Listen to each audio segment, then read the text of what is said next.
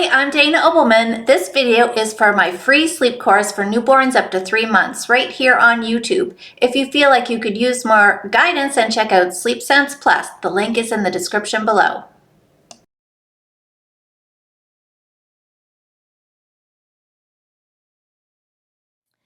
Yesterday we talked about organizing our day.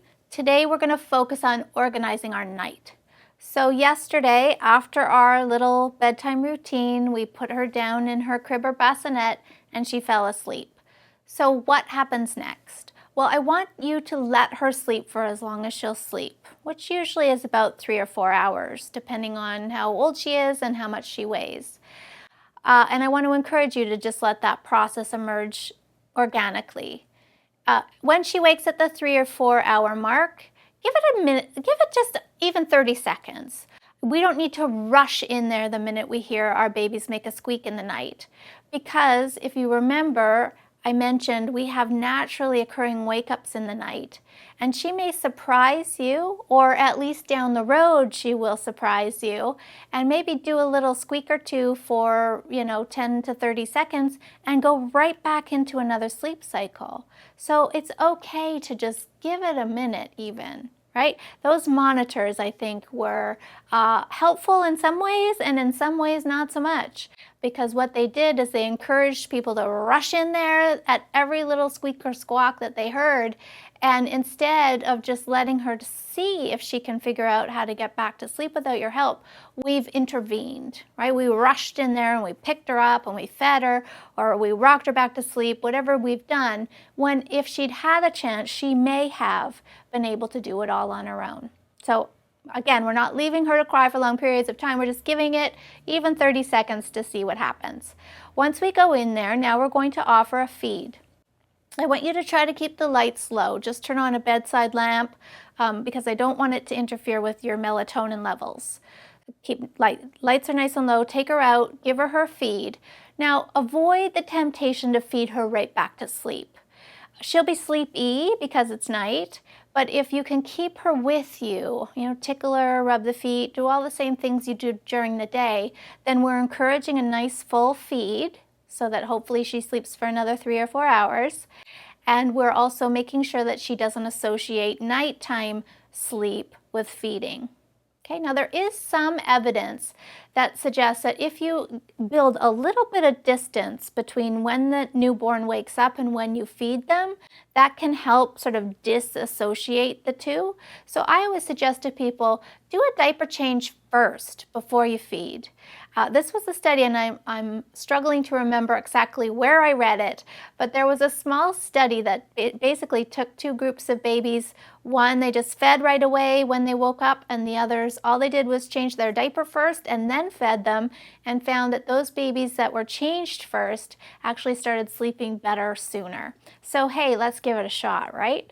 So change the diaper first and then give the feed, and that'll also help really get her awake so that she will take in a nice full feed and then go back into that crib or bassinet. Now a lot of newborn babies fill their diapers while they're eating, so you may have to do a diaper change first, a feed, then another diaper change, but that's okay, hey, right? If it helps her sleep better faster. Now, when you put her back into the crib, she'll be sleepy, drowsy, let's call it, but you do want her to be aware that she's gone back to her crib. So we're not going to sit there and lull her all the way back into deep sleep. We're going to go ahead, move her to the bassinet, and let her fall asleep on her own again. This is usually a pretty easy spot. They'll often just drift right back to sleep after the feed, and you can sneak on out of there.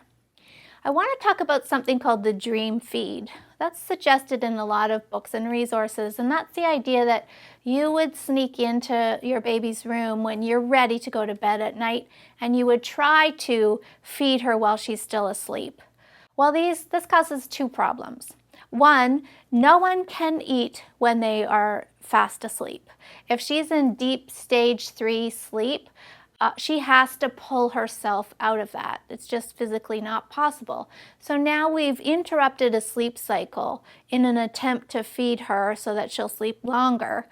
And what that does is it it breaks the natural consolidation of nighttime sleep, because that first stretch of sleep from bedtime on is what consolidates into the full night.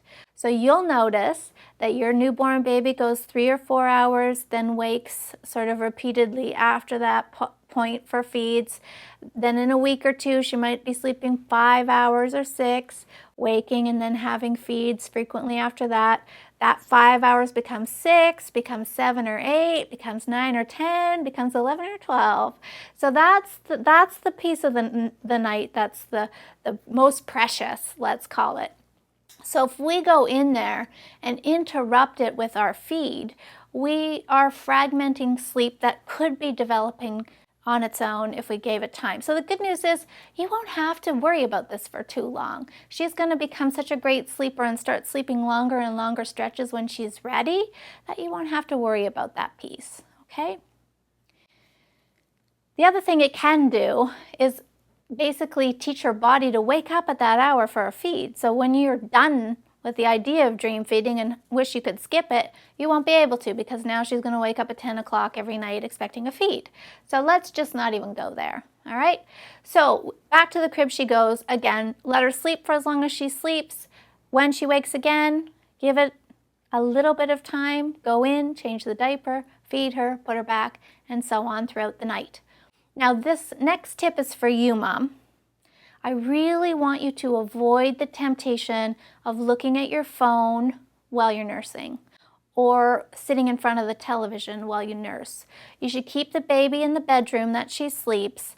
Again, 12 hours a night, so we're in this bedroom now. This is what we do for 12 hours of our day. We stay in here. So avoid that temptation to move away.